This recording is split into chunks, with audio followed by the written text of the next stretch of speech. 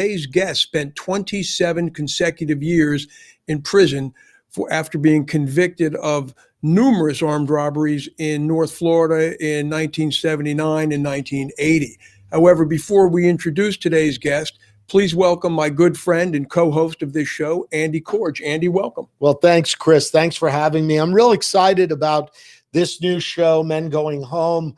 I know you're Grover here from the Correction Transition Program from Everglades Correctional Facility, is where you met Grover initially. And we've talked to a lot of those former inmates from that facility that have been through your program on my radio show. And it's always an interesting tale. It's always just some fascinating content. And I'm excited to be a part of this show with you and today and moving forward. That's great. We've got a great show with Grover. So let's introduce Grover Cleveland Alexander III.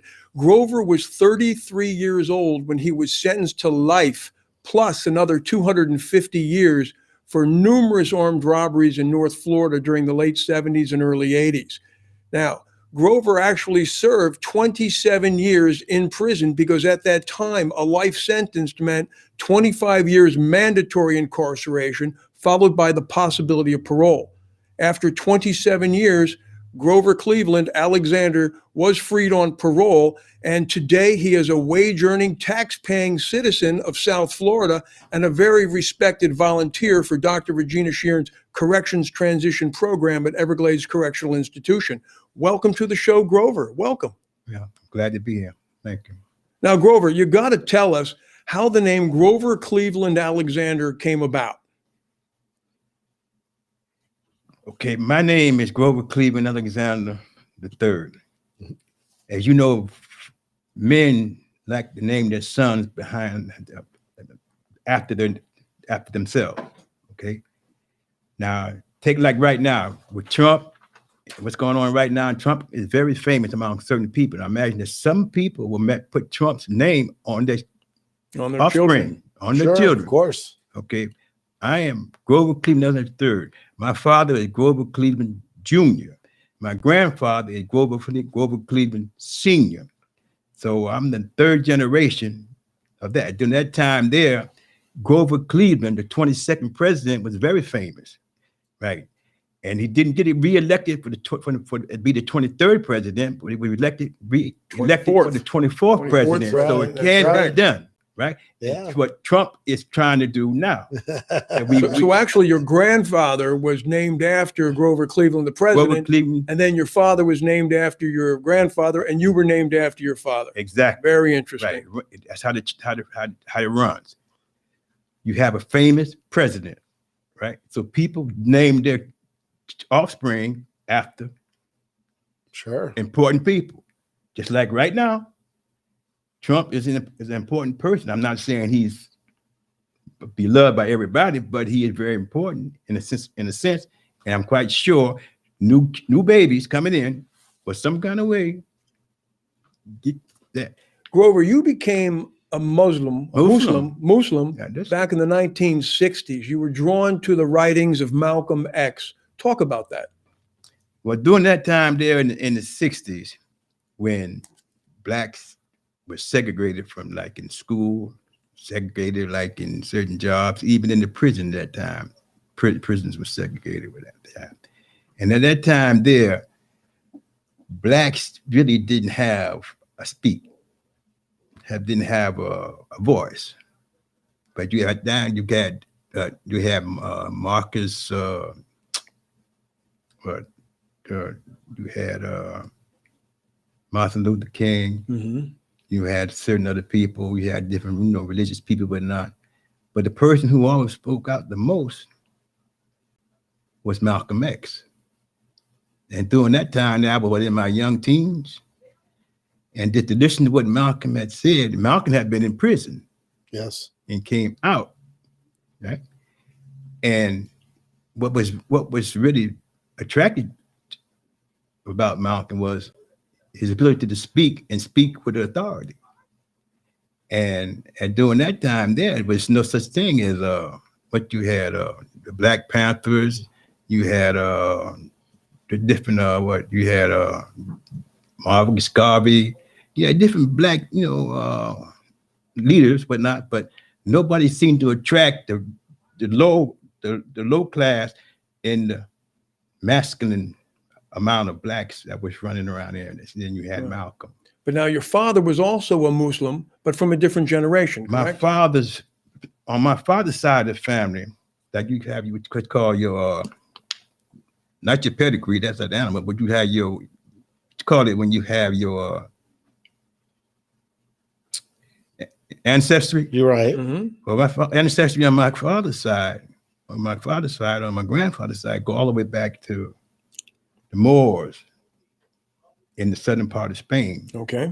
So therefore, on that side of the family, there are a lot of Muslims in my family. Gotcha. Right. So it was very easy for me to.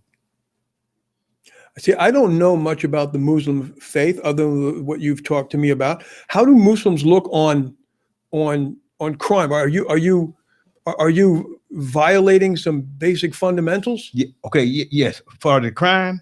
Yeah, because Muslims are taught not to be criminals. Okay. Okay. Right. So for myself, my own belief. Okay. As a Muslim, I know right from wrong. Right. As a Muslim, you want to live an upright life, you want to believe in the Creator, and you want to respect other people's belief. But at the same time, I was young and growing into the faith. So in certain respects, I violated certain principles of being a Muslim, but it still did not deny me of being a Muslim. It's just like this. You have good Muslims, you have bad Muslims. You have good Christians, you have bad Christians. Right or wrong? Yeah. Okay? A person can be whatever he wants to be and believe, but that does not make him straight up, right? But yet when you were a young man, you said you left your house at 16. You didn't live at your home anymore. You had an altercation with your father and you left the house, correct? And I think that's when you were arrested the first time for a burglary with a friend of yours? Right, yes. Okay, talk about that briefly. Well, at that time, okay, my mother and father had a misunderstanding, but Lord and I intervened on my mother's behalf and fired a firearm at my father, not meaning to kill him. You shot a gun at your dad, just trying to scare him? Yes. And 1 second. Tommy, when you get a chance, our producer, can you pull picture number 1 up on the screen so people can see Grover's mother and father? There they are. Now, so you had an altercation at the age of 16. You fired a weapon at your father to scare him, and then you basically were told you had to leave the house. Yes. One of my sisters came and warned me and informed me that daddy and mom was having a misunderstanding like this. So I went around to the house and I fired the gun into the room and told my father, don't touch my mother. Right. But ever so he had a history of violence with your mother? Yes and no. But at my age, there could be no more violence. So when I fired the weapon at my father in the defense of my mother, whatnot, and once the altercation had resolved to a certain extent, that's when my father told me I would no longer live in that house. Right. In his house, whatever. So you get your clothes and you get out. But now a big thing in your life. Your brother also had an altercation with your father. Your brother actually killed your father, correct? Yes. Okay. That was my baby brother, but that was years later. Years later. Okay. And I cannot say that my brother had an altercation with my father, what the situation was between my father and my baby brother, because I was no longer in the house and my baby brother is he's the baby. Okay. So, he's so much younger than me. So therefore I didn't know what kind of life he was living in the house with my mother, my father, with that, because I was not living there. Okay. They were infants, whatever, young children, whatever. They growing up. So I did not live in the house at that time. I was Right. second or oldest child. So See, learning your history and how your life transformed you is very interesting for us, because when I met you, you were already a respected volunteer at the Corrections Transition Program. Many of the men in prison looked up to you. You're a role model to them, and you guide them in many ways. So learning about your past is very, very interesting. So what you had told me was that when the problems in your life really started, relative to the armed robberies that we referenced in your introduction, that started after you married Mayetta. Your daughter was born, and then a woman named Wilhelmina entered into your life, correct? yes. Okay. Discuss that. Okay. When my daughter was born, and of course my wife spent a lot of time with our daughter, but just spent a lot of time out going fishing and playing, and going to different houses, and we played cards or we gambled or whatever. And in the process of going around and doing that, then I met Wilhelmina, who was alone by herself, whatnot. Right. And I was living at that time, then I was living in Union County, but I spent most of my time in Duval County. Because that's where she lived. Yeah, right. That's where Wilhelmina lived. So therefore, it gave me an opportunity to be away from the house and to do different things that I would never do with my wife. Right. So you were burning the candle at both ends, as they say, and that was tough. Yes, because it's a lot of miles between where I lived and where. Yeah. So therefore, I spent a lot of time on the road. Right. But you know how it is sometimes when women wear heels, and at the same time they'll have a different pair of shoes, soft shoes or something in their worse of there. And Wilhelmina, that some particular night, whatever, left her heels in my car. In your car. And was wearing her other pair of shoes when she went back to her house about 11. You think she did that on purpose? I can't say she did it on purpose, but that's what women do. Yes, I believe that's what your ex-wife alleged, correct? Right. Okay. After the incident, but not when my wife had told my daughter Veronica, right, clean out Daddy's car. At that time, I had a car in the truck, so I would drive the car sometimes, drive the truck. So I don't know, on some particular occasion, Wilhelmina had left her shoes in the car. I didn't know they had left. I didn't pay no attention to it. So when Veronica, my daughter, was cleaning up the car, she like came across them. She's just like cleaning out Daddy's car. Everything there, she's just gonna take it out of the car because that don't belong in the car, right? She didn't know whose shoes it was, but she just was just clean the car for Daddy, for Mama, man. Okay, and your wife sees these shoes and does what? I don't know what she did when she first saw the shoes, but I know when I came home that particular night, the shoes were sitting on the table. On the dining room table. Right down the table right there where I could make sure I was. As a woman would do, right? So now at this point, what you explained to me was that your life went into total chaos because she was mad because you had cheated on her and you couldn't work, you couldn't eat, you couldn't sleep, and she wouldn't take you back. And you snapped. What happened? Well, over a period of time when I couldn't work, I couldn't sleep. We had a joint bank account, whatnot. So over a period of time, I'm running through the money. Have to pay, had to eat, had to pay for the gas, and I also had to have a place to stay, right? So after a while, there was no money in the account. And you weren't working at that time? I wouldn't. Well, I started working just 4 days a week. Right? And then Wilhelmina calling the job and leaving, they didn't have cell phones. Right.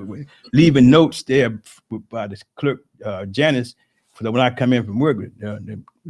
So I had to get on the line, on the landline, make this call, this, that call there, listen to her, this and that there, Right. and that, and then go home and try to face my wife and trying to get out of this mess that I got myself into. It didn't get better. It got worse. Meaning wanted me to actually come there when I said, no, I cannot leave my wife. I cannot do that. Even though I'm not sleeping. We said, oh, you don't sleep with your wife. Then this one thing after another, not. And then the supervisor at the job said that you're not working like you used to work anymore, bro. You can't even work a full week anymore. Right? I tell you what, just send the check to the house. But I'm done working. Okay. So that's when everything stopped right then. When I quit my job, had no money. Okay.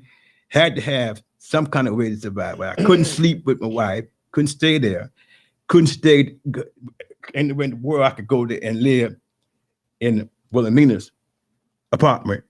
Because that's the first thing my wife would say, oh, that's where you wanted to be all the time. Okay. Right. So that was a no-no.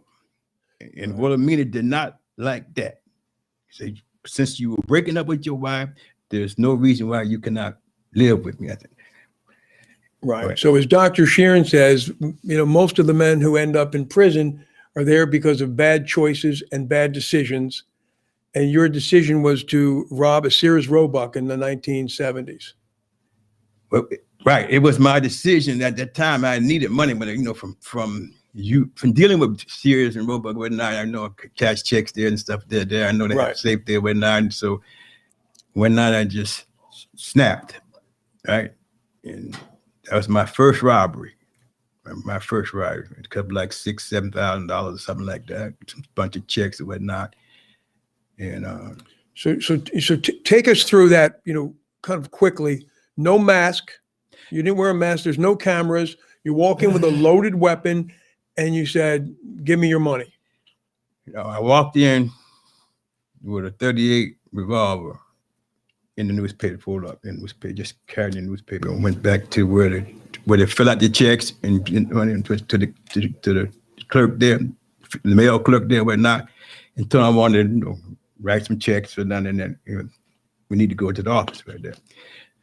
So we walked back in the office. When we went back in the office, then I showed him the guns and thought, this is a robbery.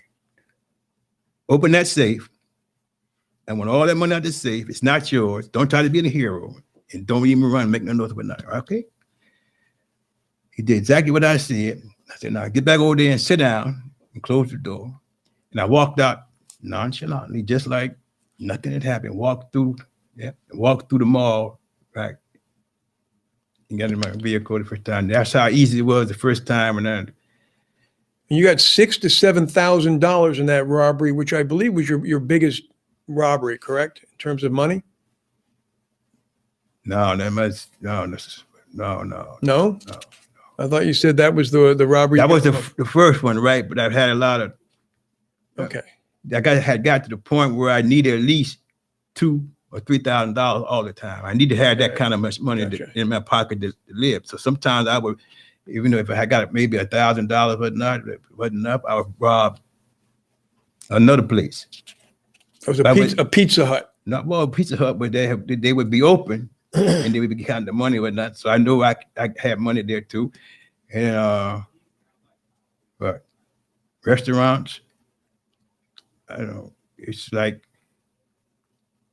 you were convicted on 6 armed robberies, but in reality, you said there was probably 12 to 15. Yes, probably more, because in certain counties I had.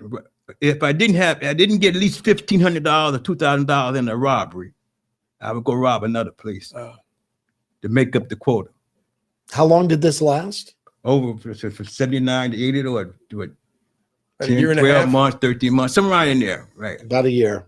Now at this point, see, I mean, today there's cameras, your face would be plastered all over the media, but back then all we had was a composite sketch of you? Right.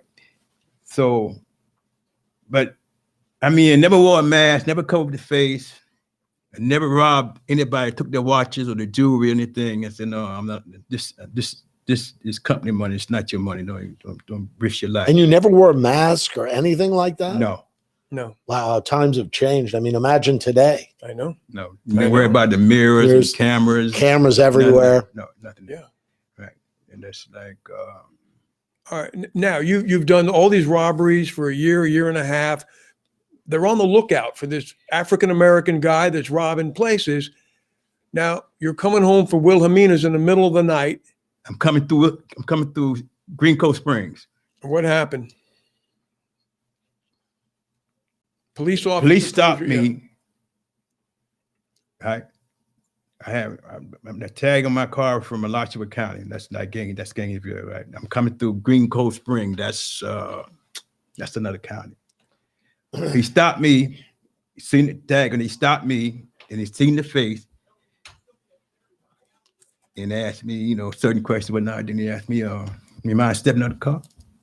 I said, "No, I don't mind stepping out of the car." Did you sense that he recognized you? No, I didn't sense that he recognized me. But I sensed that he recognized the tag coming through that county, right? And I don't live in that county. I was just passing It was an odd time of the day. Probably. It was 2 or 3 o'clock in the morning. So it's an odd time of the day. Right, I'm coming. Yeah, I'm coming. I'm coming. I'm trying to get home. I'm trying to get out. Right, and I'm rather than go down what the highway was that way. I wanted to take the shortcut and come through here, right, and come through that little town. But I had also done robbed 2 places in that county. So they were on the lookout for somebody that had been robbing places in or around that county and probably adjacent counties there.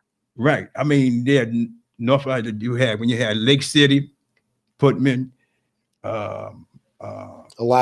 Right. No, didn't in Alachua. You have in Marion County, what do you call it, Columbia County. I don't know. Does he want to search your car? Okay, after I stepped out the car, whatnot, and he looked at my face, whatnot, and he said, "Do you mind if I search your car?" When he said that, all the red lights went off, right? Because I had a loaded 38. Loaded? Oh, okay. Loaded gun in the car? Oh, yeah, always. I mean, I was sleeping with a gun now, because you just don't walk around with a, unloaded gun, especially when you're robbing. And I had the gun under the seat on the passenger side. I knew it was in there. And plus there was a money bag in there too from another or something like that. So when he asked me, could he search my car? I said, no. When I said that, he said, "I'm going to call back up," right? We're standing by the car. I don't care who you call. How many cars showed up? I don't know, 4, 5, the chief of police and Little county, the whole police department, probably. Damn near the whole county of Green Cove Springs. Yeah. What's the name? Green Cove Springs is in, what's the name of the county? Okay. Anyway, but I had 2 robberies there already in that county, somewhere in that county. So you're standing outside the car, Right, with the officer. and there's 4 or 5 police cars pull up. What do? I'm just standing there and we just talking whatnot, And the chief of police says, "Well, we're gonna have to, take you in and whatnot. We're gonna search your car, whatnot." So the red lights go off right then. So when he said that, I pushed him out the way, shoved him out the way, and fled. Okay. They started shooting. Right. This is at nighttime now. So you push the sheriff, you take off. I took off By foot. On foot. By foot. And how far away were you when they opened fire? Oh, fast enough for me to get 10, 15, 20 yards, whatever, before they get the guns out of the holster, whatnot, because all this happened without them really being. Plus, they had to pick up their. But one of the bullets came by and could feel the heat of it. And grazed your temple. We came right through here, right? Okay, I say that to say this because once I jumped into the pond, the lake, or whatever the water was there, and swam. Of course, at night they couldn't find me. They went and brought the dog in, right? But the dog couldn't pick up the scent because I went across the river swimming at that time at night in the winter time too. Or something when it was cold, right? But in the end, when they had me in the jailhouse, I was going through this crime, that crime, the officer said there. He said, "I don't know how you got away." because I generally hit what I shoot at, and you're not supposed to be alive today, right? I say, no, with me, whatever, okay? But now, see, now I'm talking to them now because now I already surrendered because I'm in the police officer. I'm in, and they come to another station to bring the witnesses, whatnot. Is this him? You know, going through the lineups. So he was telling me that you're a very lucky man. I can't believe that you actually escaped like that. I mean, and got away. I mean, because I went across the river in the river or whatever there was that there. I swam across. And they weren't able to drive around to the other side. No, that was happening. They had to, once they couldn't find me in that side or whatever, when they brought the dog in, the dog couldn't go no further into the right to the edge of the river, whatever it was in Green Coast. So where did you go?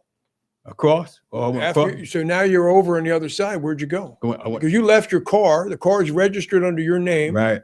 A loaded weapon in the car. A bag of probably a place you robbed. Right. Of money. Yeah. A money bag. Right. Right. So you're on the other side of the bank. Where do you go? In the woods until I come out where it got away, whereas was where I was away from the scene where they were still looking on that side or whatever, but they had no way. The dog lost the scent because dog can smell you, of course, in the water. But anyway, they didn't get me. So at that time, once I got away, at that time, I know my life was over. Okay, it was over. Okay, because now they have the car, they had the tag, whatnot. So it's only a matter of time before they get back. Piece it all together. Right. So before they piece it all together, right? But now I live in Union County, but this is Green Coast Springs. What's the name of that little seat there? Orange. What's the name of the seat? Anyway. Wow. But they didn't catch me, right? I called my wife on the phone. Explained to her, I'm in deep trouble, honey. I need you to just come get me and whatnot over there, right? Okay. Hold on one second. Tommy, can we bring up the photo of, I think it's photo number 2 of Grover's wife, ex-wife? There it is. She's sitting in the middle, right, with a blue dress on? Okay. Go ahead. Now, your wife, you call her, she calls you, says, hey, they're looking for you. This is before. They're not looking for me then because they haven't really put the address and stuff together. Right. All that hadn't materialized yet. So I'm still ahead of them, but I need somebody to come get me so I can get that. Yeah, it's just a matter of time before they figure out where you live and who you are, and then it's over. Then it's over. Right. But now, at what point, your wife gives you probably the most valuable advice that you took, and that's why you're sitting here today, a free man. So talk about the advice your wife gave you. Well, after I got away from that situation there, I didn't want to, put my whole family into there, but I had my baby sister take me across the state line into Georgia, okay? And pay for my room and the board room in the hotel, right? In the motel for 2 weeks, okay? So I'm paid up for 2 weeks, okay? And I have a gun, right? Bought me a gun, okay? So I'm sitting there for 2 weeks, just idle, getting, eating, whatever, just relaxing, and let them know that once the rent is up, I have to go. So that night, when I was getting ready to go, prepared to go, go out to the truck stop, and you get out and you catch your truck stop, you catch right. So I called my wife and told her, I said, baby, this is the last time I'll be able to talk to you right now. My life is over. I'm out of here, and probably never see you again. And that's when she told me, she says, Grover, I would never see you a dead man. I would never want to see you a dead man. But I will not want only that come in and identify your body, because the way it's going right now, they're going to kill you. I said, yes, you're right. They're going to kill me. That's why I have to go, and you will never see me again. But she says to me, she says, I would rather see you in jail, right? but you have to come down there somewhere and identify your body. I said, if you was a man that you say you are, whatever or not, you would do the right thing. So you gave up at that point? You turned yourself in? We talked about it. They talked about it, and I told her, I said, and then she told me, she says, Grover, please do not do this to me. Not that. So I said, you're right. Right, you're right. Everything that's been done wrong, it's my fault, this and that there. And she says to me, she says, please, don't make them kill you. Right? Be a man, right? That I know you are, and turn yourself in. I said, I know you can live in prison. Right. So that's when you contacted a sheriff Whitehead from Union County and negotiated your surrender. See, whatever. The sheriff of them had been calling her or not, looking for me, but not. And other sheriffs around the other counties have been calling the sheriff of that county, Union County, the dean of Florida sheriff, asking him why they can't apprehend me because I live in his county, right? And him being the dean of Florida sheriff, I mean, you can't arrest, find this guy? Right. So therefore, there was a lot of phone calls and the police coming back and forth to harassing my mother, harassing my wife and harassing my mother in High Springs and whatnot. So John, I said, let me call John. That's the high sheriff, the dean of Florida sheriff at that time. Right. And he explained to me, he said, boy, you in a lot of trouble. You're in a lot of trouble right now. I said, they want you summer everywhere in North. You don't been summer everywhere, but not. He said, do the right thing. Right. If you do the right thing, whatnot, you can live to see another day. Right. This was Sheriff Whitehead. Sheriff Whitehead talking now. Right. I said, yeah. Okay. So I tell you what, I'm out of the country. I'm out of the state right now. But you give me one day, I would turn myself in and be in your office no later than 5 o'clock. Did you know him before this? He's the sheriff of the county in which I lived in. Didn't. So you knew him. But you knew of him. You never met him? Oh, yeah. I mean, like, let me explain this to you. Back then, we used to do like a lot of hunting, coon hunting with trained dogs, deer. Up there, that's a gun county. Okay, yeah. There's a lot of hunting, but not. Mm-hmm. So with him and a lot of whatever his deputies, we did a lot of night hunting. Okay, so therefore, I knew he was a good man, right? But at the same time, my wife, I knew what she was saying. What is right. If you're the man that you claim to be, but now you'll do the right thing, and don't put me through that, okay? And I said, honey, you're right. I said, tell me, look at it. You know, I always ask Grover, I said, like, was the gun always loaded when you did a robbery? And he said, quote, I had to instill fear, you had to instill fear when robbing. So, I mean, what does that mean? I mean, but you can't, I mean, if you're out there robbing, right? Somebody could pull out a gun and shoot you or whatever. I mean, you have to, what happened? I mean, what happened if somebody tried to grab the gun from you or whatever? No. If you're going to be out there doing wrong, I mean, you have to have a gun. And you think you would have used the gun if you had to? If I had to, right, yes. Right. But you never did. But never had to because I could always instill fear and then whatnot. And then, no, this ain't no play. You always felt bad because you said there was only one woman that you touched. Okay, yeah. Okay. In one, she was trying to run out of the room. I had them right there, had everybody. It was 3 or 4, but they're doing closing time and 3 or 4, right. Whatnot. And she broke the run out the door. And I caught her by the arm. But I said, no. Because then she would have run outside and been hollering and screaming. And I said, no.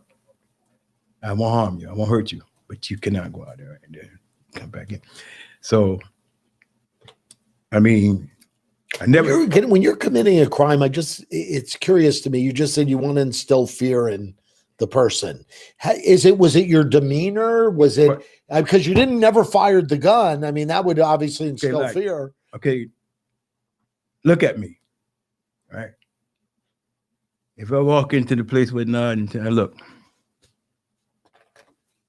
this is the robbery. I want the goddamn, I want the money, okay? It's not your money, right? Don't put your life out there, okay? Right. Bag the money up, all of it, right? And don't say nothing, do nothing stupid or whatnot, because it's not your money, man, okay? So the seriousness, the look in your eye, that sort of thing. Spoke with authority. This spoke with authority. You know what I noticed is when Grover tells me stories about his life in prison and showing people how he can overcome conflict, his demeanor changes, his affect changes, and he becomes a scarier guy. Because what Grover told me, we're going to get into this now about life in prison, Yes. is that I asked him, how did you survive 30 years of prison? He said, forget who you were prior to going into prison. You have to shed your skin like a snake sheds its skin and become a different person who you probably are not. And that's probably very hard for a lot of people to do. So let's skip here to the trial, because what was it? A guy named Hangin' Judge up in Union County. Hangin' Judge gave you a life sentence. Said, how dare you, correct me if I'm wrong, he said, how dare you come to my county and rob the good white people of my county, correct? Correct. At that time there, Judge Eastmore of Putnam County, Putnam County was a hanging judge. And he was the first case I went through, the judge. He got first whatever, trial or whatever. And then the lawyer would not, and my lawyer would not, and I was sending him. So I talked to Sheriff Whitehead that the only way for you to get out of all this here is to be straight with them, whatnot, and they'll treat you fair and stuff like that. So the only way I could really work this out was to be honest with these people, right? But when Judge Eastmore, once I pled guilty to 2 counts of robbery in Putnam County, he sentenced me to a life sentence and 25 years on another sentence. He gave me the first life sentence, gave me the only life sentence. So he says to me, you have a lot of nerve to come into this county and rob the good white citizens of this county. You have a lot of nerve, peaceful living people, and you come into this county, right? You see, I'm in another county, right? You see, to rob the good white citizens of this county. My county. And so he gave you a life sentence. Yeah, but see, what's interesting is that, you go through 6 trials and you're found guilty in all 6, and one judge gives you a life sentence, and then the other ones give you 30, 40, 50 years. Grover was looking at 250 years on top of a life sentence. Wow. But it doesn't matter because the sentences are served concurrently. Right. So the longest one is the life sentence, which at the time was 25 years mandatory. So all he had to do is get paroled out after 25 years. Correct? Well, I thought I can get out in 20. I thought I could get out in 20, but it took 27 years, okay? But when Judge Eastmore said what he said, right, that I understood what he said. He said, why would you come in another person's county with not and do what you did with not, So so I understood what he was saying with not, come here and rob the good white citizens. People. Putnam County is a what you call a red county, Republican county. What was just out of curiosity? I mean, you walk into jail that first day. You're a very young man at the time, right? 33. And you come in the jail or the prison? The prison. I'm sorry. And you go in that first day. You're going to be there for 25 years. What is that like? That very first day? Yeah. Well, first of all, you don't really go into the prison at first. You go into the jail. Right. You go into jail and you. I guess the question is the realization that now the trial ended and you're going to be in a prison for a minimum 25 years. I wonder what's going through your mind when you start that process. That's a great question. So let me also set it up with some other great advice that Grover got from his wife's grandfather. Because after Grover was convicted, his grandfather said, forget the girl, meaning his granddaughter. I wasn't convicted yet. Learn how to live in the prison. Okay, right. Let me go back there. when I called the sheriff, explained to him I want to turn myself in. I just want to come in the county for one part of the day, and I don't want to be shot down like a dog. I don't want you call your deputies off, but not Safe passage. Yeah, you want a safe passage for one day, and I'll come in, I'll give myself up, and I'll bring the weapon. He said, "Word of honor." I said, "Word of honor." Right? Okay. And so when I was talking to Papa, my white grandfather, explaining that, Papa, I'm got to go in and I'll talk to John, so that I done, what I've done with it. Now, Papa told me, he said, forget about Meta, his daughter, his granddaughter, right? Well, we will take care of Meta with that. Forget about her, okay? Go into the prison and learn how to live in the prison. Learn the prison life, okay? And live to see another day, okay? So I understood what Papa was saying. Forget about what's out here. Learn how to live in the prison. And when I asked you, well, how do you learn how to live in a prison? Just like Andy said, you're 33 years old. Other than a little bit of time when you were 17, you had never been to really spend much time in an adult prison. So what you told me was you got to get power. If you're going to survive, you need power.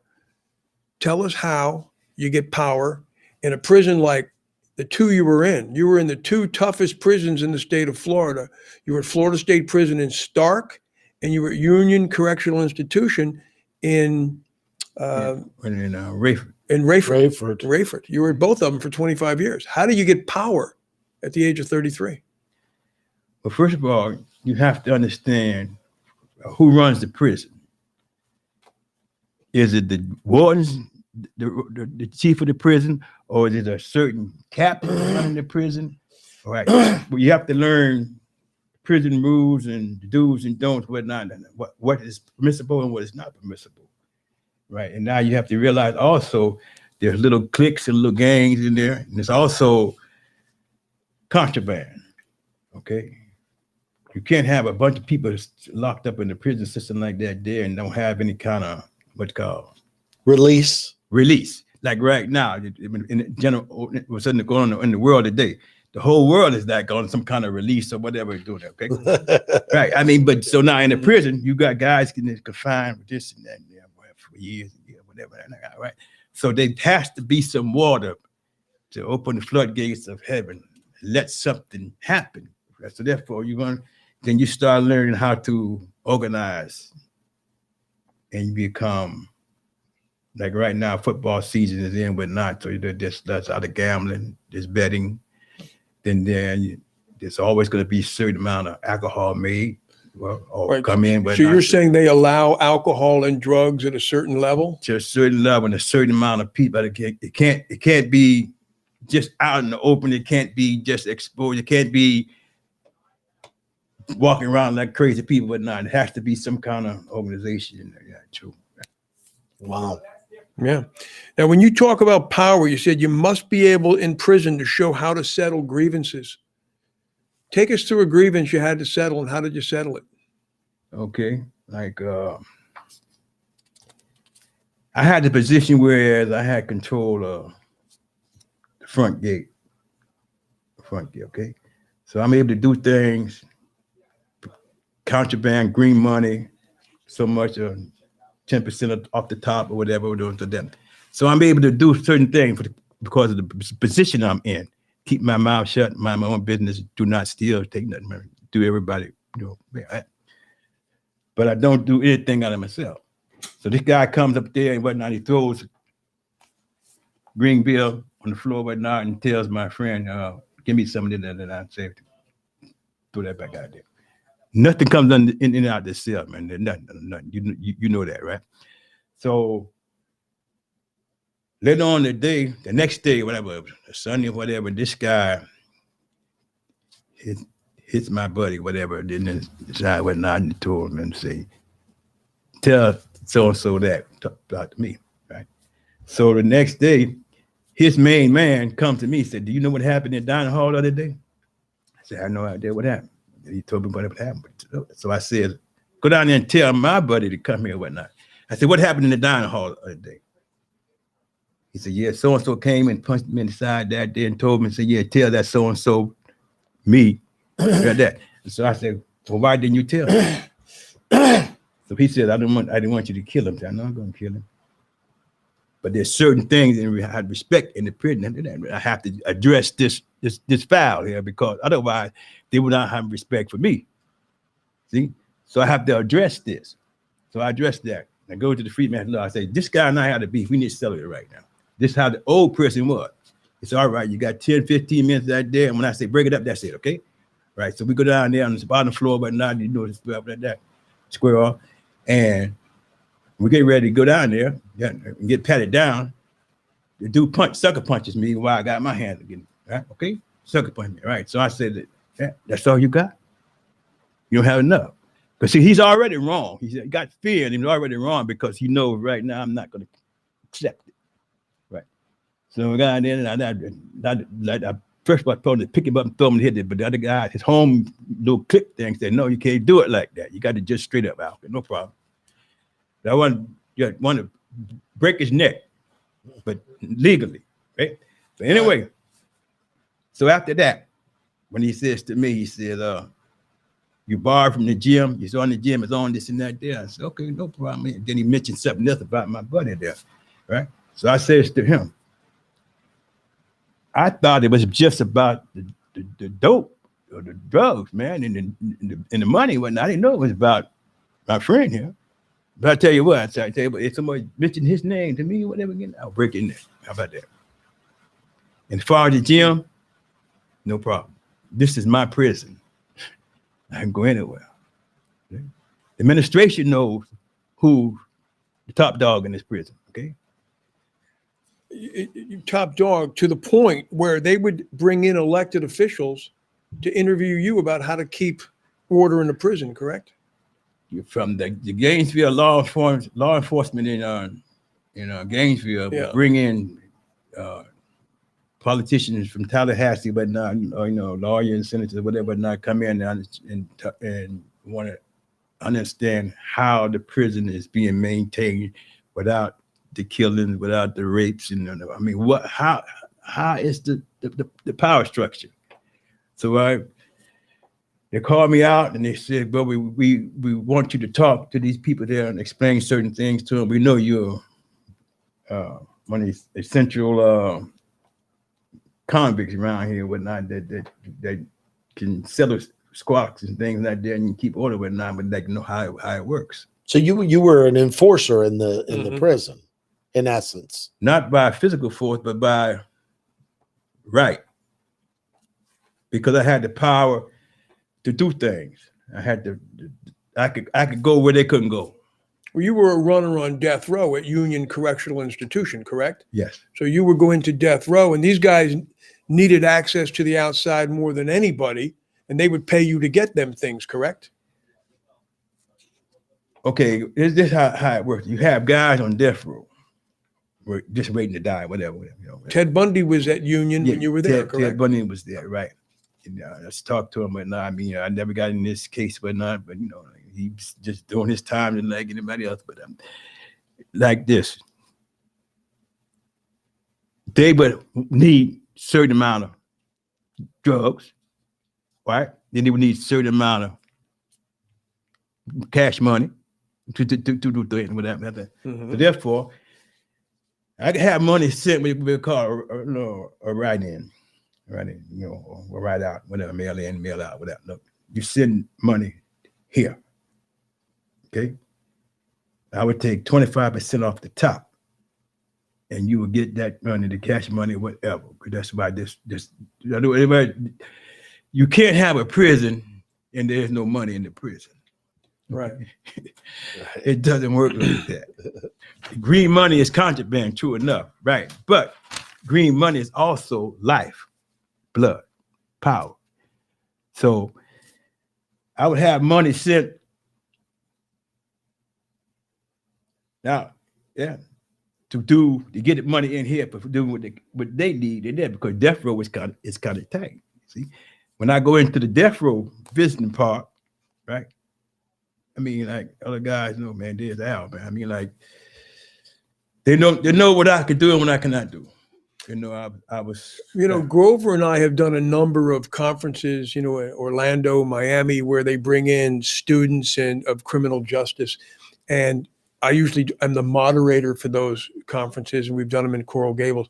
And Grover stands up and does a piece on never loan anything to anybody in prison. Can you give us a short version of that? Right. I mean, like, okay, if when you come into prison, it's still you have bullets. If you have something you want, like a guy, you might say, "God, let me see your ring there." Right? If he's dumb enough to let you take a ring on, let you see the ring, and then I say, "Hey man, check this out here. Look at that, man." All right.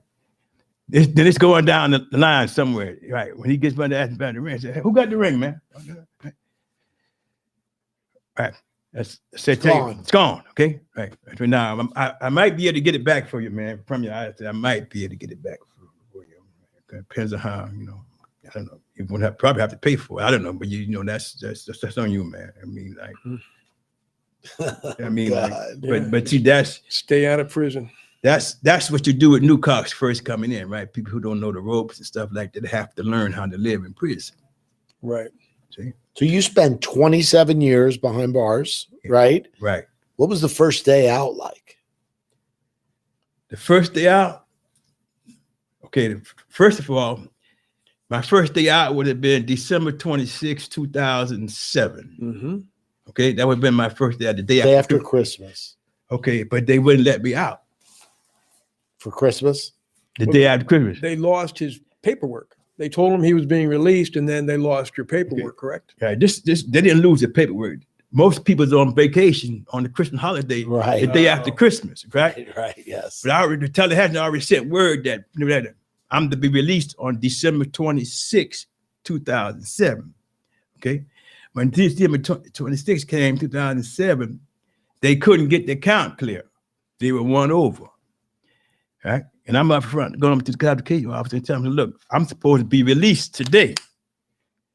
And they're telling me, no, we don't. I said, I tell you what. No, I said, no, I take that back. I think, because I'm saying Dr. Sharon would never approving me telling this. Right. You understand what I'm saying? So I caught myself and no, Grover, she would not appreciate you. That. So I'm going to go back to the dorm. You sure? So I go back, right? And then I see the warden, the assistant warden walking down the compound, whatnot. So I asked the officers in the building there, I said, can I talk to the warden? Put on there because I'm supposed to be released today and nobody seems to know anything about it. And she let me go out and talk to the warden, assistant warden, whatnot. And he told me, he said, I tell you what, when I get back on front, I will check into that case for you and see, right? And then I already told Dr. Sharon that they wasn't going to release me. Okay, so everybody was in, and I was, upset too, right? Because I knew I was supposed to be released, right? But after that, when Perkins went up there and he found my release papers, I got out of jail, out of prison that night. That night. When I tried to make some calls to the halfway house, whatever, before I supposed to go down, I couldn't get through nothing like that. I was stranded at the tri-rail, right? So I said, let me call Dr. Sharon. So what time did you leave? You always leave on a Tuesday. Right. So they put you in a car, a van, and who drove you to the tri-rail station? The sergeant drove me to the tri-rail station. And they just dropped you off. No, he said right there. No, got to put you on the train. He said right there into and what did they give you? Did the Corrections Transition Program have any clothing for you? I got money, own personal clothing from one of the other guys' wives. Okay. Doug McCrae's wife bought my release clothes. Okay. But the administration had to give me $50, what it was. $50, and then you go to a halfway house. Right. But when I got on to the train, I couldn't make any contact with the halfway house. Everybody was shut down, whatnot. So I was stranded. So I called Dr. Sharon, right? That time of the night, and she picked up. I thought maybe she might have almost like had a heart attack because they told her they were not going to let me out.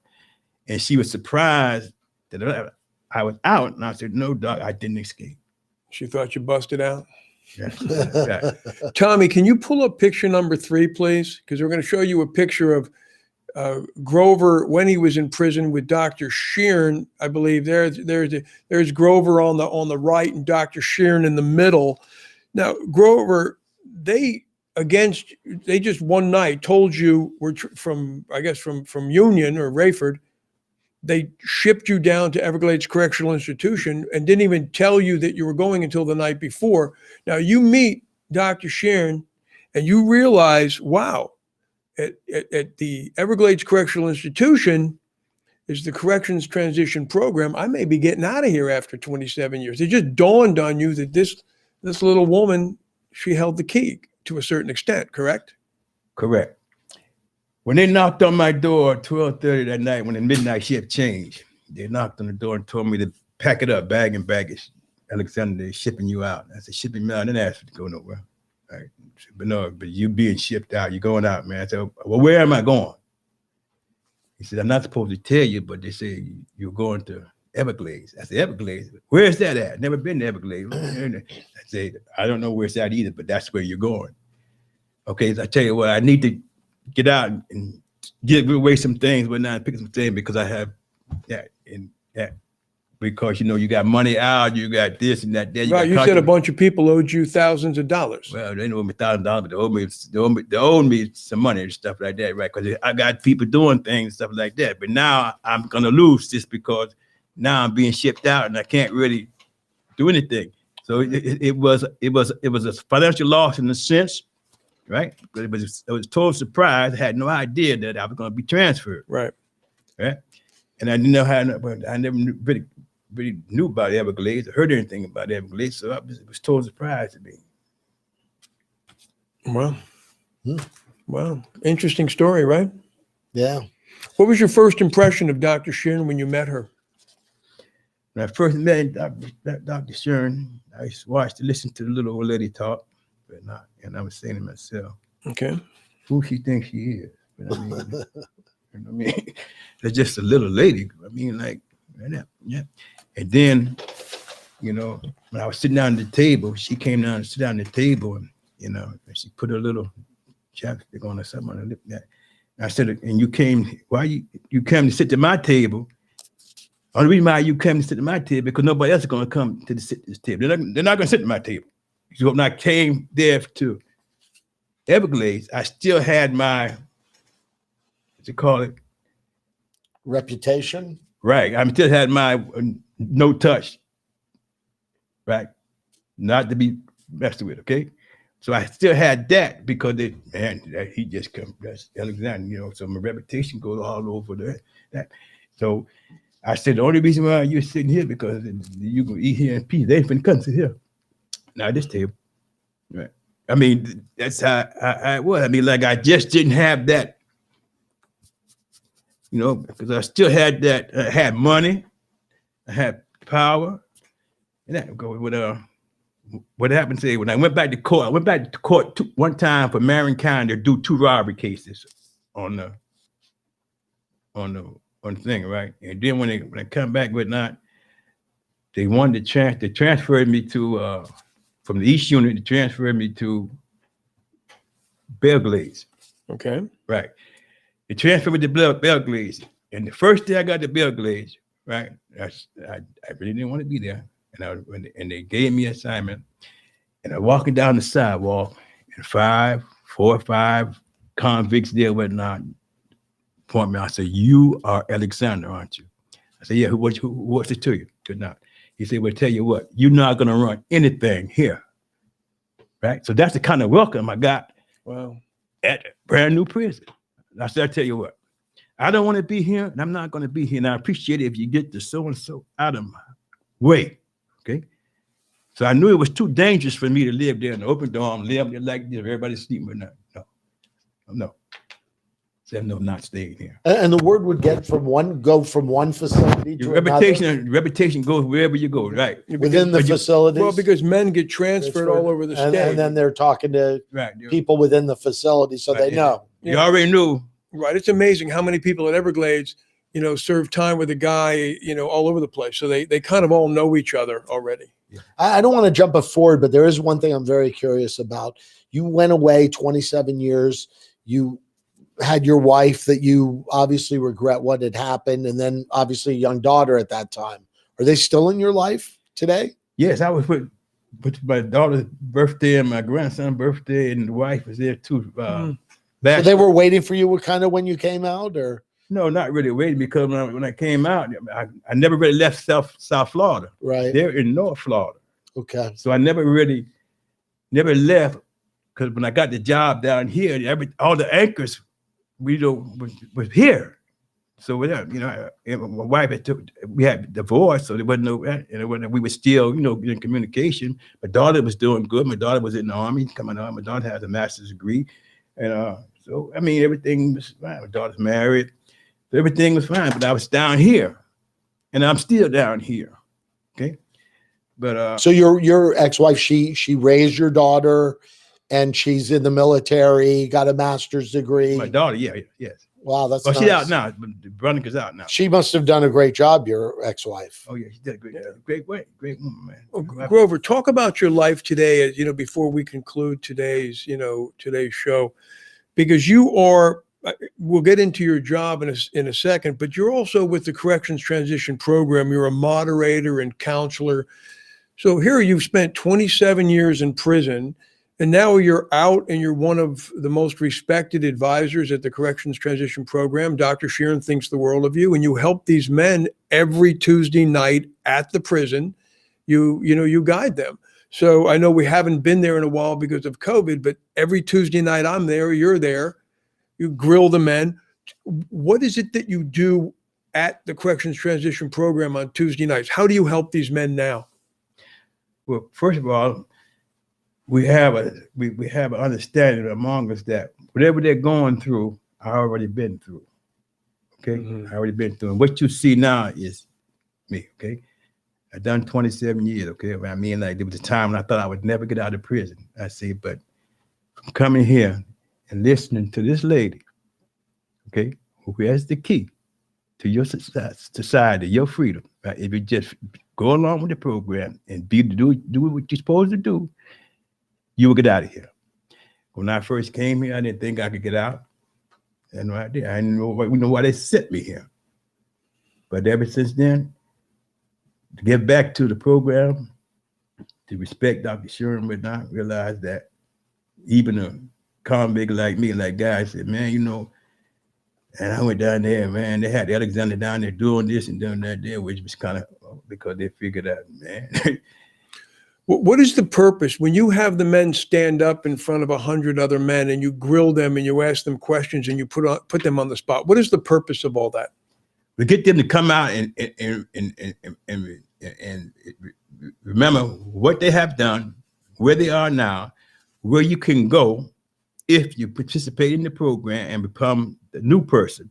Forget about the past, what you've done with not, and you can be a man. Okay, you can be a man now, right? You can come in and be a part of this program, whatnot. And this program is about rehabilitation and putting you back in society. Do you counsel them on what it's like getting back into society after a long period of time in prison that? Because you have to share that, because you have to share that with them, because like they're going into society, whereas their cell phones, everything's changed.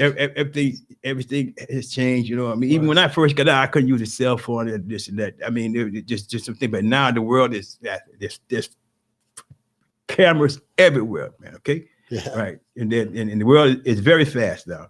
And you go come out. If you got any kind of way, once you get a job, whatnot, you learn how to do different things. But now you become a new citizen, man. Are you working at a job now? Yeah. Was it hard finding employment when you got out? No. OIC. There's a picture of Dr. Sharon and I in I think Adriana, and I think one with Dr.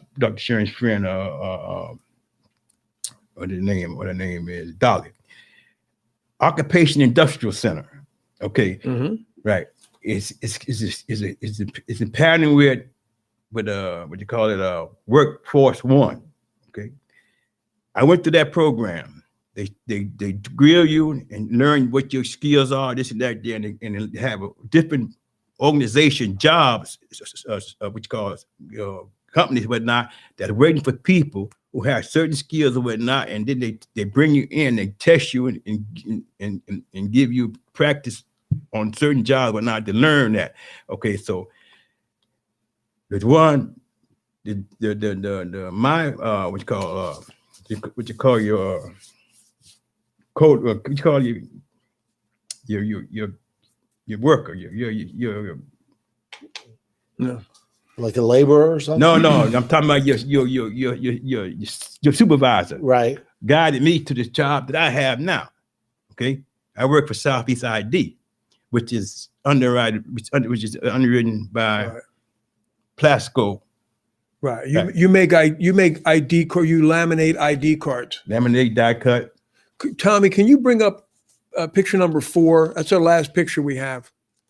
And this was actually a picture of Grover's graduation that was from your vocational program, correct? Vocational program, Occupation Industrial Center. Right. So you were at Southeast ID for a number of years. I still work for Southeast ID, but now it's underwritten by Plasco. Plasco bought the whole company, right? And at the time there, the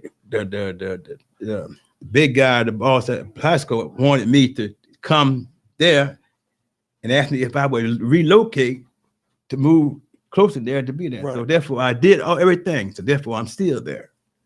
And you've always prided yourself as a Muslim.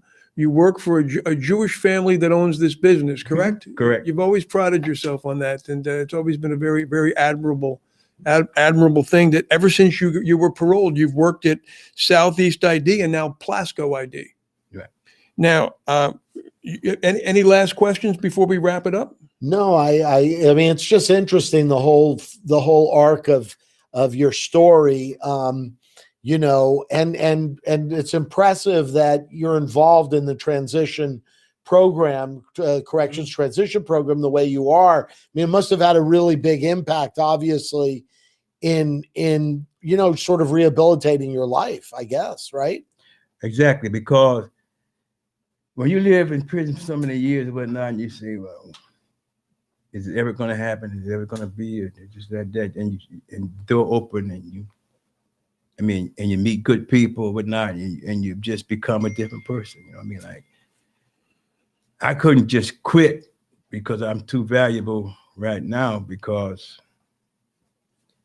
I've been in the company so long that I have to bring somebody in to train them and this and that there. But well, it's got to be a good feeling. I mean, you have a feeling of worth now, you know? Value, yeah. Value. That's great. But That's Grover, great, the last question that I would like to ask you is, with all of your experience, and you've seen so many people take the wrong path, if you could speak to parents and teachers and adolescents and teenagers and at-risk youth, what advice based on your life would you give them to stay out of trouble?